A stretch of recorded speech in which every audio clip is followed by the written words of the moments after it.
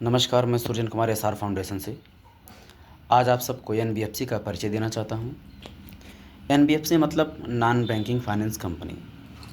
यह एक ऐसी कंपनी होती है जो ग्रामीण क्षेत्रों में खास करके महिलाओं को महिला सशक्तिकरण के नाम पर या उसके उद्देश्य से महिलाओं को सामूहिक लोन देते हैं ताकि महिलाएं अपना खुद का कोई रोज़गार करें, आत्मनिर्भर बन सकें और आगे बढ़ें। ये उसका परिचय रहा। अब इसका प्रोसेस ये होता है कि जैसे कोई एक पैसे वाला आदमी है, वो एनबीएफसी के अंतर्गत अपनी कोई कंपनी रजिस्टर्ड करवा लिया है, तो महिला सशक्तिकरण के उद्देश्य या उसके बैनर तले ये काम कर सकता है। करेगा कैसे? ये ग्रामीण क्षेत्र में जाएगा, किसी एक महिला से संपर्क करेगा। वो आदमी चाहे रिकवरी एजेंट हो सकता है, ब्रांच मैनेजर हो सकता है, एरिया मैनेजर हो सकता है, कोई भी होता है।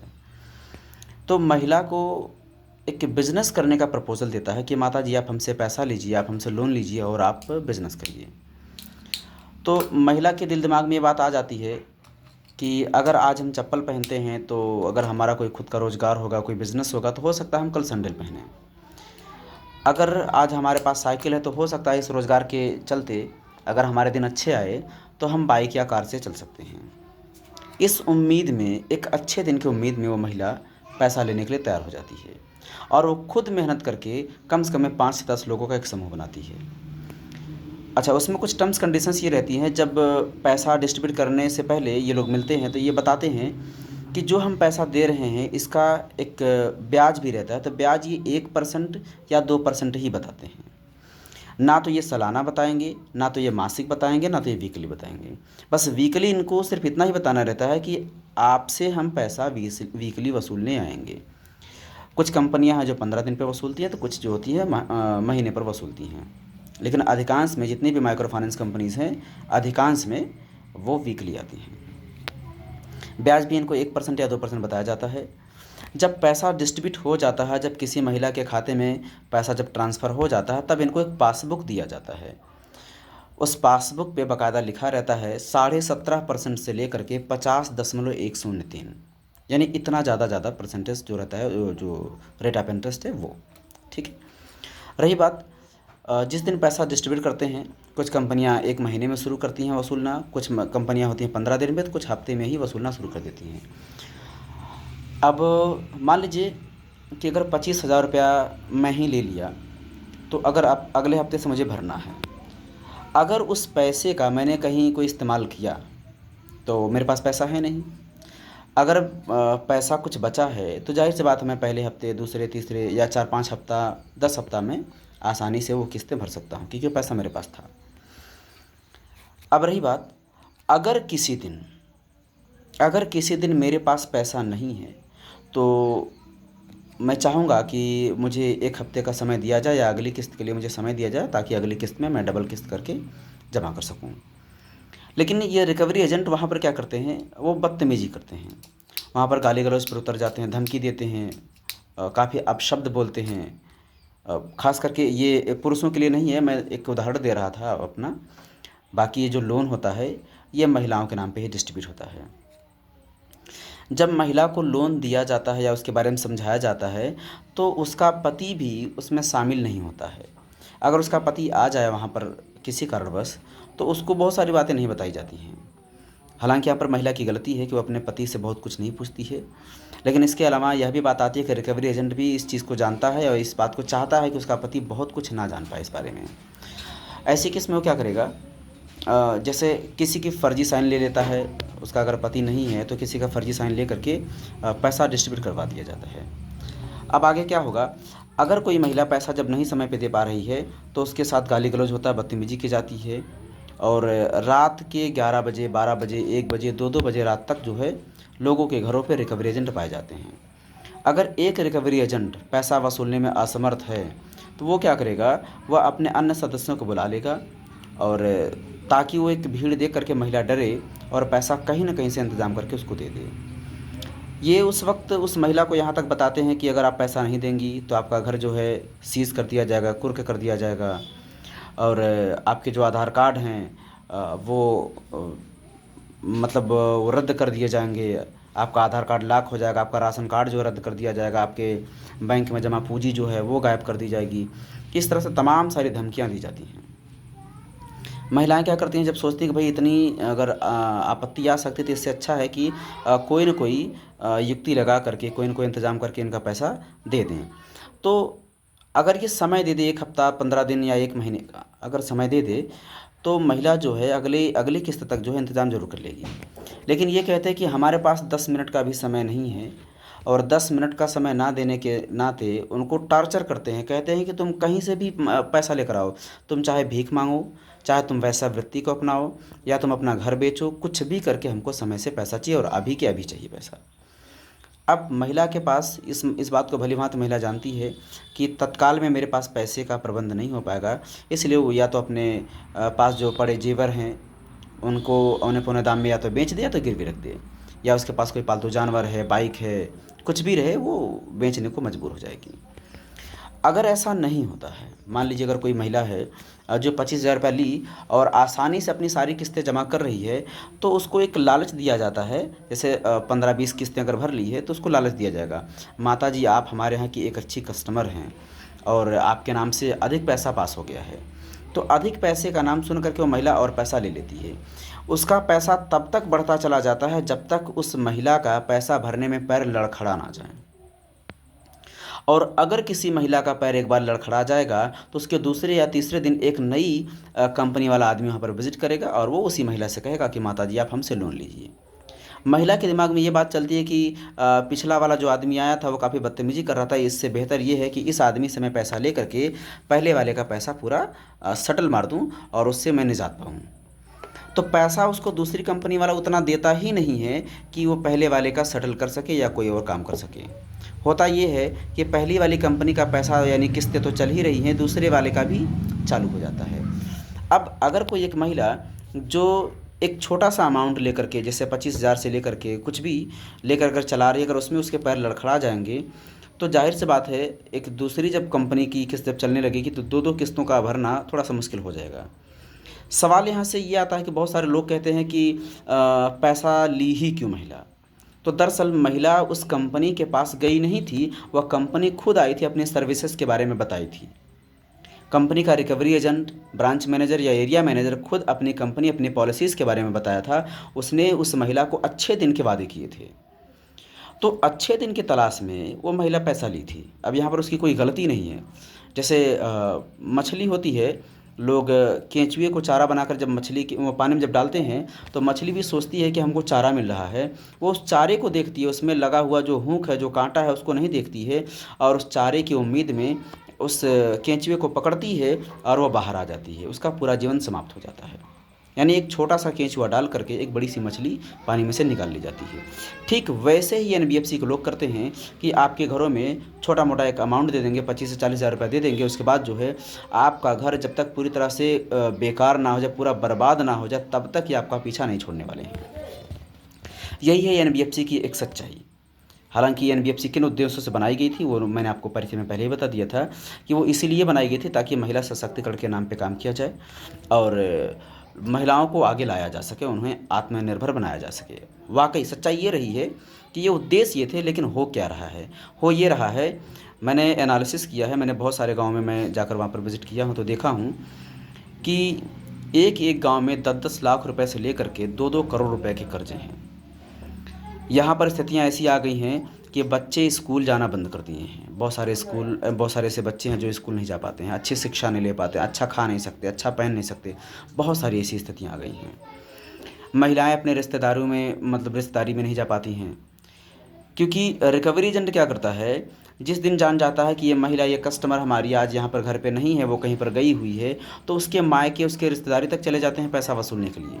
रात जाते हैं, 8 बजे, 9 बजे, 11 बजे, 2-2 बजे तक ये लोग पाए जाते हैं। धमकी देते हैं, गाली गलौज करते हैं, बहुत सारी इस तरह की चीज़ें देखने को मिलती हैं।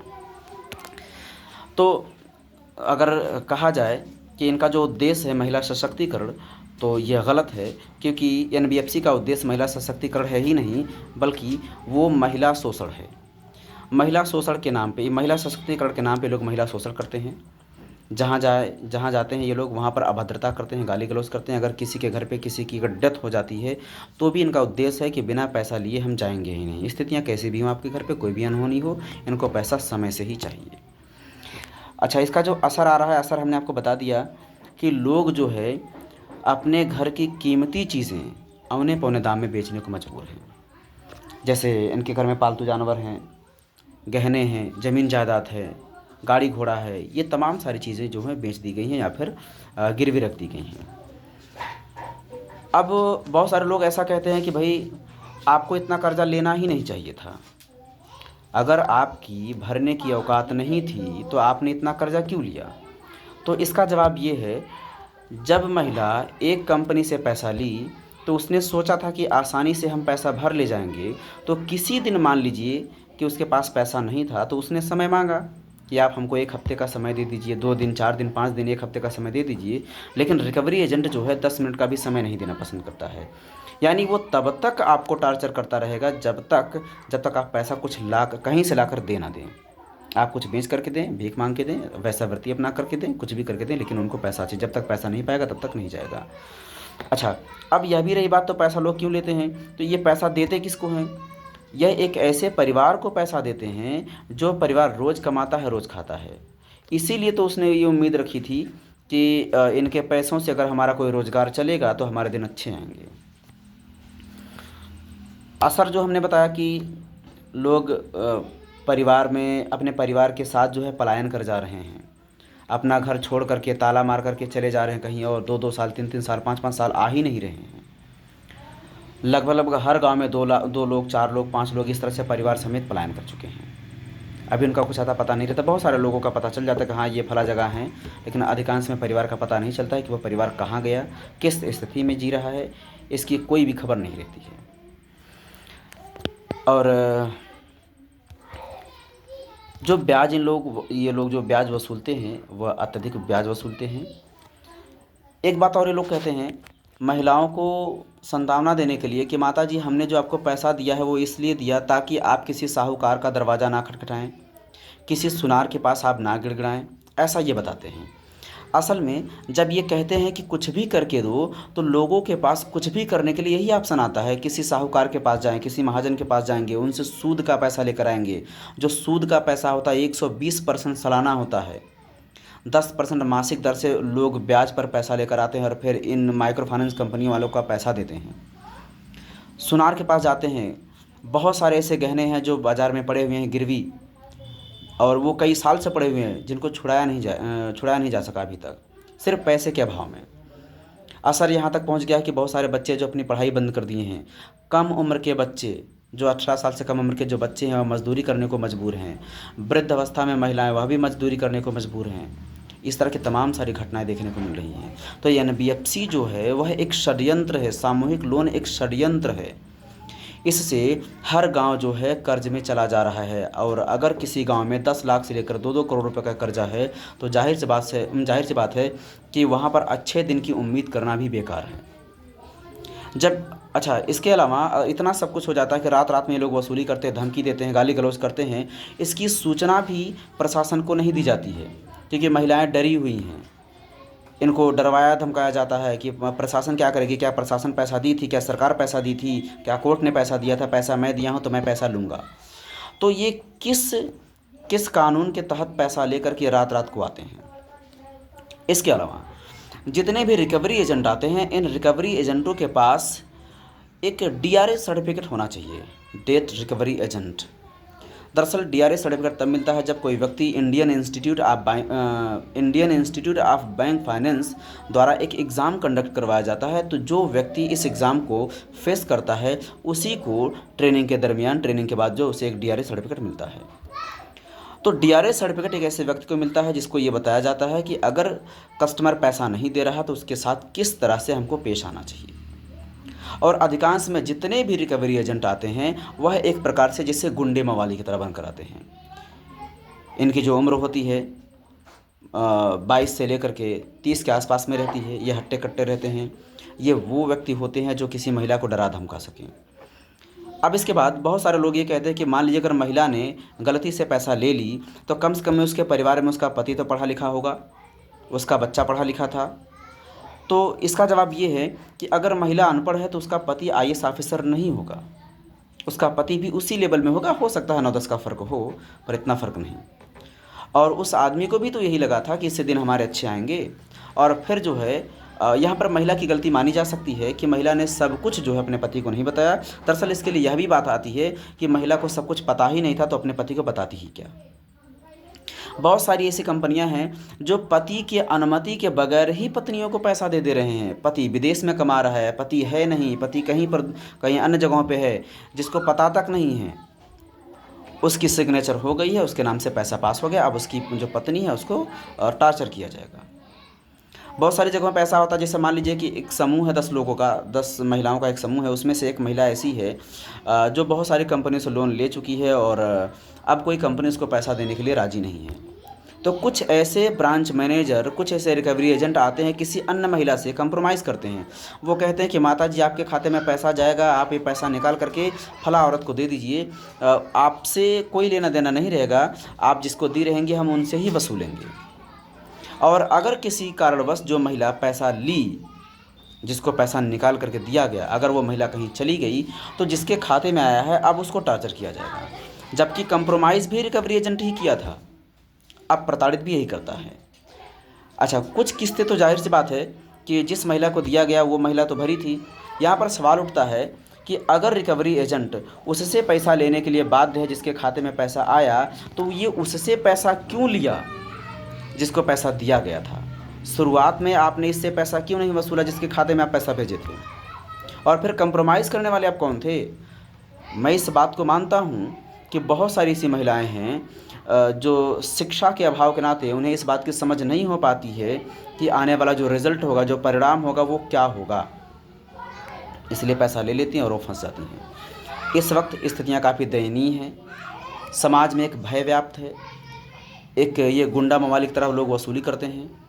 प्रशासन भी इस पर बहुत ज़्यादा कोई कदम नहीं उठा रही है। मैं आपको पहले ही बता दें, मैं एसआर फाउंडेशन का संस्थापक हूँ।